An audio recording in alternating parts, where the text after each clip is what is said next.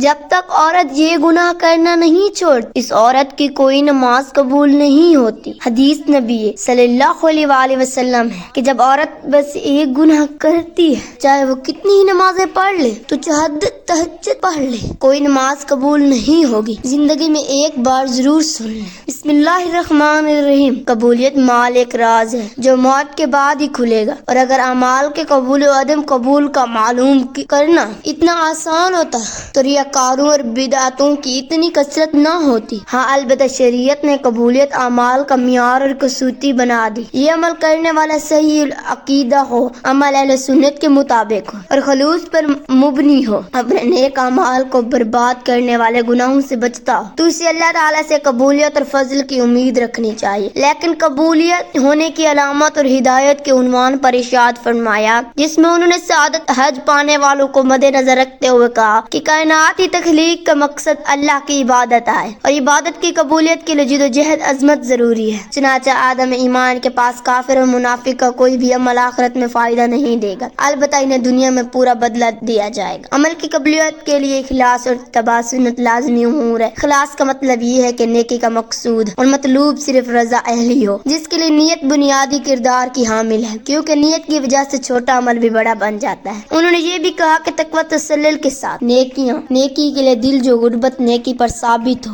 اور انسان کا عذاب کا صحیح سلامت رہنا نیکی قبول ہونے کی علامت میں سے ہے۔ اگر انسان کو ابدیت کی حقیقی معرفت مل جائے تو اسے ساری زندگی کی عبادت بھی حج نظر آئے۔ اس لیے تو عظیم ترین عبادت کے بعد بھی استغفار سنت نبوی ہے، اور مومن کبھی بھی اپنی نیکی پر گھمنڈ نہیں کرتا بلکہ اللہ سے قبولیت کے امیدوار ہوتا ہے۔ چنانچہ قبولیت کے لیے دعا اور شکر گزاری اپناتا ہے۔ شکر گزاری کرنے والے پر اللہ کی طرف سے قبولیت کا وعدہ ہے۔ دوسری جانب شرک، ریاکاری، نیکی کے عوض دنیاوی مفادات کا حصول، حالت ارتدار میں موت، دین سے نفرت، اللہ کی یاد اور آخرت میں ملاقات کا انکار، عضو و اہلی کا موجب بننے والے اعمال کرنا، منافقت، حرص، دہنمی اور عنایت کی بنیاد پر سنت ہے۔ تصادم، اپنی بات کو نبی کریم علیہ الصلوۃ والسلام کی بات پر فوقیت دینا، اپنی پارسائی پر گھمنڈ، نجومیوں کے پاس جانا، عصر کی نماز ترک کرنا، حقوق العباد طلب کرنا، تنہائی میں گناہ کرنا، غیر شرعی مقصد کے لیے کتا پالنا اور شراب نوشی سے نیکیاں مٹ جاتی ہیں۔ لیکن کچھ ایسی عورتیں ہیں جن کی نماز ان کے منہ پر مار دی جائے گی، کیونکہ وہ عورتیں نماز تو پڑھتی ہیں، وہ جنت میں جانے کے لیے ان کے لیے صرف نماز پڑھنا کافی نہیں ہے کہ وہ جنت تک انہیں پہنچا دے، کیونکہ وہ ایسی عورتیں جو نماز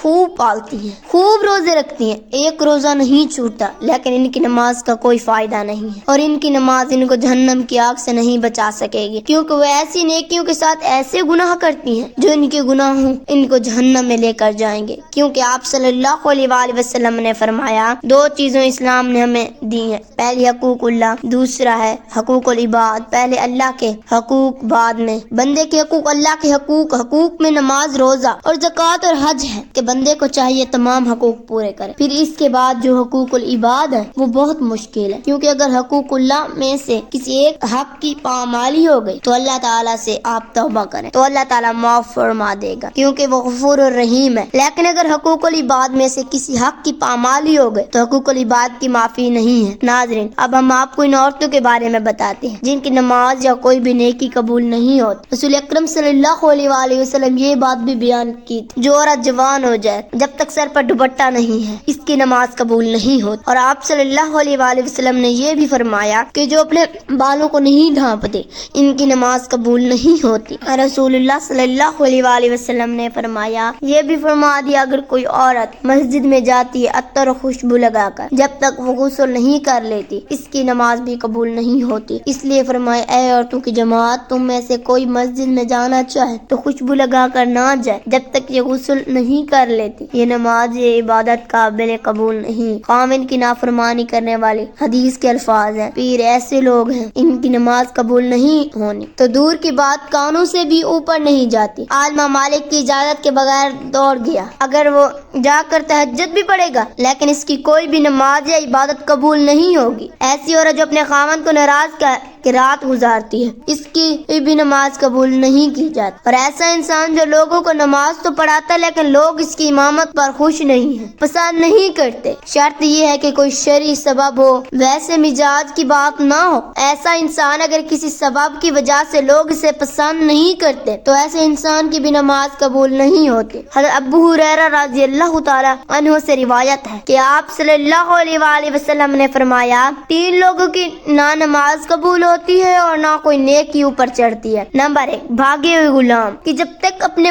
مولا کے پاس نہ آ جائے اور ان کے ہاتھ میں اپنا ہاتھ نہ دے۔ نمبر 2، ایسی عورت جیسے اس کا شوہر ناراض ہو۔ نمبر 3، اور مرد شرابی کی جب تک شراب کا اثر ختم نہ ہو جائے۔ اس حدیث پاک کے فائدے میں لکھتے ہیں، مرد عورت پر نگراں ہے اور عورت اس کی ماتحت ہے۔ خدا کے بعد عورت کے لیے شوہر ہی والدین کے حق پر شوہر کا حق غالب ہو گیا ہے۔ اگر مذہب میں کسی کو سجدہ تعظیمی کی اجازت ہوتی تو عورت کو ہوتی کہ وہ شوہر کو سجدہ کرے۔ حدیث پاک صلی اللہ علیہ وآلہ وسلم پہ ہے، عورت کے لیے اس کا شوہر جنت یا جہنم ہے۔ اس کے اتنا بڑا حق، بھلا اسے ناراض کیسے کیا جا سکتا ہے؟ پھر خدا نے جیسے رفیق حیات بنایا ہے، زندگی بھر کا ساتھی اور معاون بنایا ہو، دنیا میں کسی کے بغیر گزارا نہیں، اسے کیسے ناراض رکھا جا سکتا ہے؟ اس لیے اگر شوہر ناراض ہو جائے تو اسے راضی کرنے کی کوشش کرنی چاہیے، کیونکہ اس کے بغیر دنیا اور آخرت میں نقصان ہے۔ حضرت عائشہ صدیقہ رضی اللہ تعالی عنہما سے روایت ہے کہ نبی کریم علیہ الصلوۃ والسلام نے فرمایا،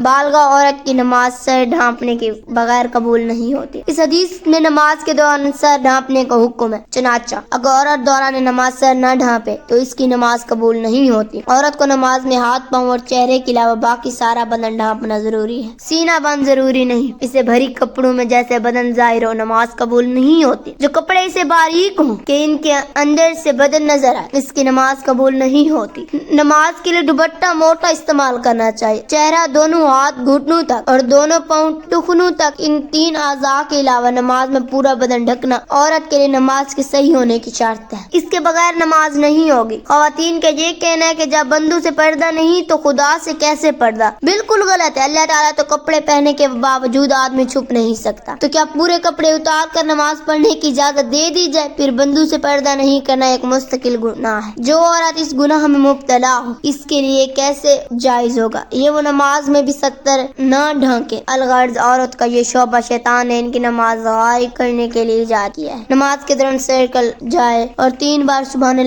اللہ کہنے کی مقدار تک کھلا رہے تو نماز ٹوٹ جاتی ہے، اور اگر سر کھلتے ہی فوراً ڈھک لیا جائے تو نماز ہوگی۔ نفل نماز تو پڑھ کر بیٹھنے کی اجازت ہے، وہ بیٹھ کر پڑھنے کا آدھا ثواب ملے گا، لیکن فرض نماز بیٹھ کر نہیں ہوتی، کیونکہ قیام نماز کا رکن ہے، مردوں کے لیے بھی عورتوں کے لیے بھی، اور اصول یہ ہے کہ نماز کا رکن فوت ہو جائے تو نماز نہیں ہوتی۔ لہذا جو عورتیں فرض نماز بغیر معذوری کے بیٹھ کر پڑھتی ان کی نماز نہیں ہوتی۔ ہاں، جسم کا صحیح طریقے سے ڈھکنا ضروری ہے، شرط یہ ہے پہنچوں تک ہاتھ کھلے رہے تو مزائقہ نہیں، سینے پر اٹھنی چاہیے، سجدے میں دوپٹہ نیچے آ جائے تو بھی نماز قبول نہیں ہوتی۔ عورتوں کو جمع ہو کر اس طرح نفل نماز جماعت کے ساتھ ادا کرنا بدترین بدعت ہے۔ عورت صحیح طریقے سے نماز ادا کرے۔ اللہ تعالیٰ سے دعا ہے کہ اللہ پاک ہمارا خاتمہ ایمان پر فرمائے اور ہماری بخشش فرمائے۔ میرا سنانا اور آپ کا سننا اللہ تعالیٰ اپنی بارگاہ الہی میں منظور و مقبول فرمائے۔ آمین ثم آمین۔ اپنا خیال رکھیے گا۔